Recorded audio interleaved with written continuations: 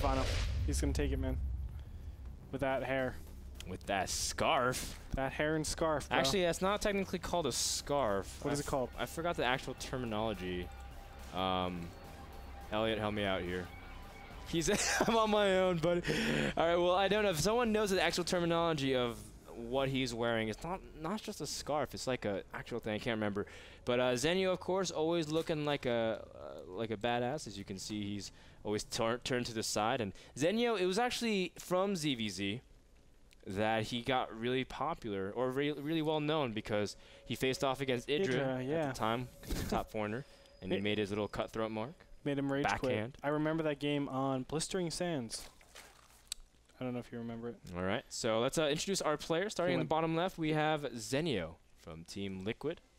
His name is Jung Min Choi. You're on your own there. No, it's totally. No, I remember that because I remember the first time I saw Zenio's name, I'm like, that looks a lot like MC's name, but it's Jung Min Choi. That's his name. And we see Stephano in the top right as the pink Zerg.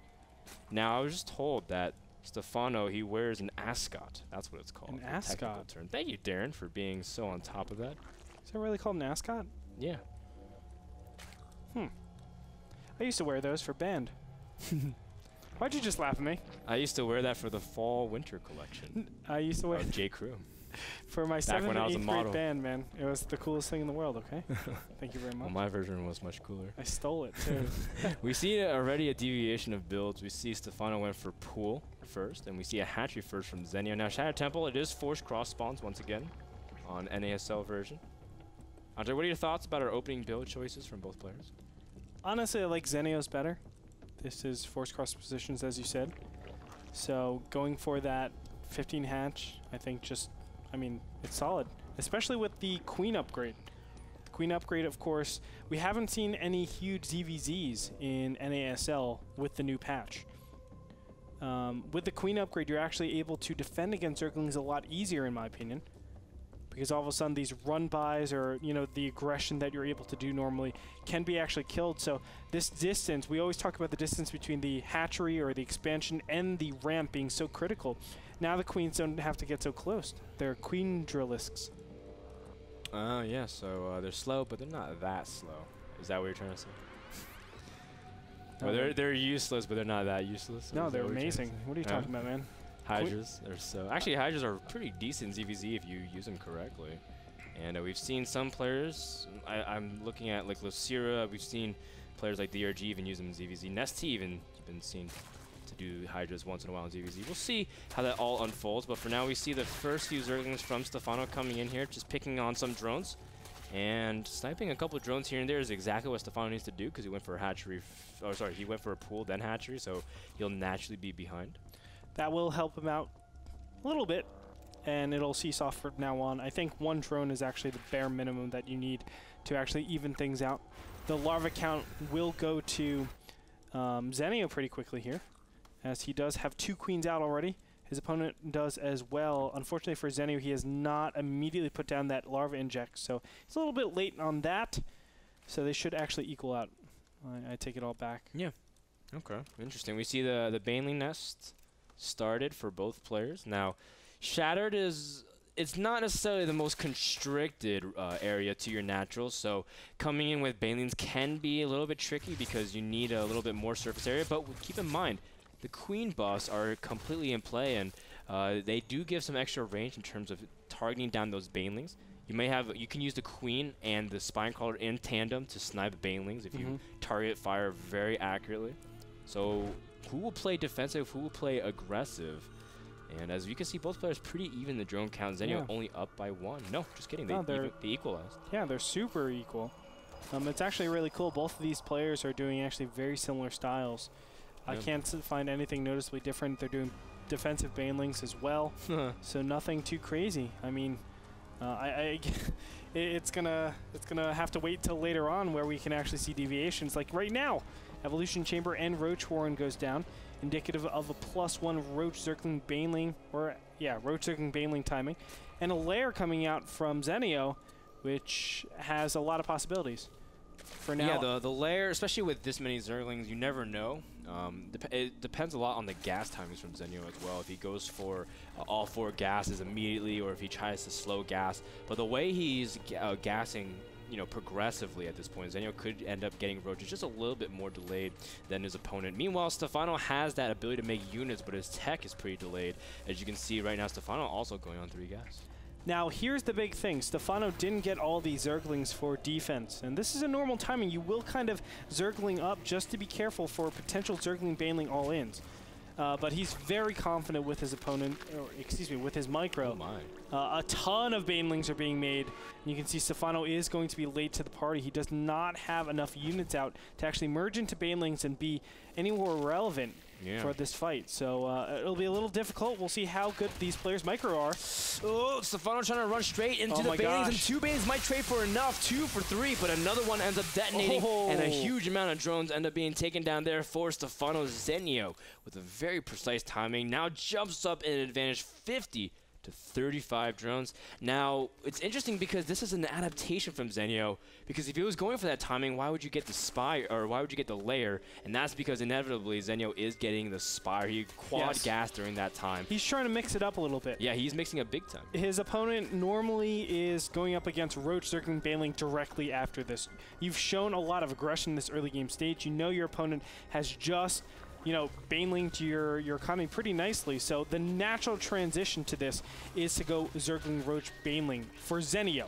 And I think Stephano actually assumes that he won't actually defend against mutas. So those mutas are actually going to pop and surprise Stephano so badly.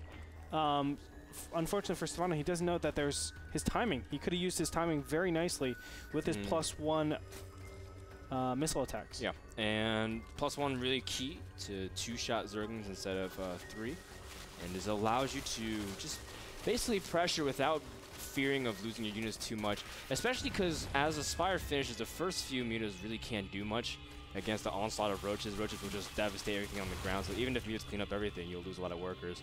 But at this point, Stephano has a lot of supply in these Roaches. He's equalized the drone count, and he's going to take his third slightly delayed compared to Zenio. And if he just chooses to play passive at this point, Stephano's going to have a hard time dealing with all these mutas. Stephano has still not looked and seen if his opponent is going for some sort of Spire tech. I think he just assumes that there's no way his opponent can, because the +1 timing, normally, I mean, especially with doing an attack and it not really being too larva efficient, you won't do a style like this. Zenio did make a lot of assumptions, but here we go. The Roaches will get in here. And the meter count isn't actually enough to do enough damage here. The Zerglings are going to engage, but they get 2-shots so fast. You can see the power of these Roaches. And if he went for an all-in here, these Roaches would have been doing so much damage. Unfortunately, he didn't. But still, overall, a nice play. Well, Zenio does have some Zerglings coming in, trying to see if he can pick off the remainder of those Roaches. The Roaches run up the ramp, and Stephano takes some pretty big blows, but still, his Roaches are pretty frivolous, intent on taking out some of these drones and really get the economic advantage. You can see Zenio splitting up his mutas as well, trying to take it down. This is what we're talking about. Stephano can come in and really kill the economy, even though his Roaches can't technically answer the mutas. You can see that Stephano did pick off some workers. Nonetheless, though, you can see that Zenio still has a pretty healthy drone count. Going to look at it right now. Income tab showing 52 harvesters to 54. And the mutas are out in the field now. Hydralisk Den is up. You can see Spore Crawlers are inbound, as well as of course, Hydras. I don't know if he can actually defend this. Zenio is looking really good here. Well, he can't necessarily defend the third as easily. He can still defend the main and the natural, I think, because the larva count has already been established there. And you can see that they have queens, they have everything, the spores are in position. But the fact is, there's not much really to get to the third. And even though this one Spore Crawler finished, Zenio should be able to clean this up. Now, the big thing is, even if he doesn't kill his hatchery, he's still getting a pretty big advantage because Zenio controls the map. He's able to drone up. You can see he's able to get his gas count way higher. And in ZVZ, gas is so important. As you can see now, tech and upgrades are coming in the flurry. You can see Burrow +2, Roach Speed. And if you don't have the gas to support it, you're going to fall very far behind. Yeah. I think, you know, just the fact that the 5th and 6th gas is not set up is the main reason why we can say that Zenio is really far ahead. Now, Stephano does have a potential attack timing. With these Hydras, you actually have a huge burst of damage, and your opponent needs a little bit of time before they can adequately prepare. With the really nice upgrades as well, you can see +2 is already finished. +2 armor is actually on the way here. He's actually able to be very cost efficient with these units. He just needs to, I guess, settle a little bit and be able to do something about it. But these mutas are just doing so much damage all around the field. Yeah, they're targeting down the Hydras and really trying to limit Stephano's ability to not only defend, but his inability to push. Yes. Because the big thing that kind of is a disincentive for Stephano to try to go for a huge push is that Hydras take so long to traverse the map. And the biggest point is you need a huge clump of Hydras to initially push, because reinforcing with Hydras is really tough compared to Roaches or Zerglings or whatever you want to get out. Yeah. But look at this from Zenio. He's already prepared a tech switch. His Roaches already have speed, and +2 will eventually finish, allowing him to catch up in upgrades at this point, as Stephano is still relegated to defend against these mutas. Oh, the mutas are actually going directly into the Hydras. A lot of them get chewed up over here. But the Roaches are making their way over to the left-hand side. Now, the upgrades are going to kind of even out right now. 2-1 is just about to finish for Zenio, and 2-2 is just about to finish for Stephano. So Stephano definitely misses his timing right here. He had the potential to do a ton of damage with that, well, with the upgrades, but Zenio did a great job of just keeping his opponent at bay.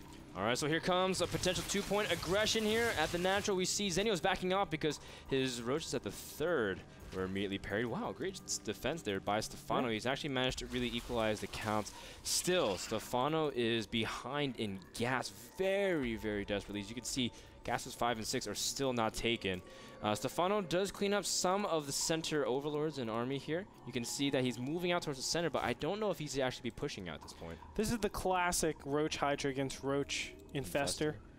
And seeing that Zenio has so much position here, he has so much space, I think these, honestly, these Infestors are going to do so much damage here. Yeah, and he's going to force an engagement by locking down the Roaches. Stephano really can't turn around.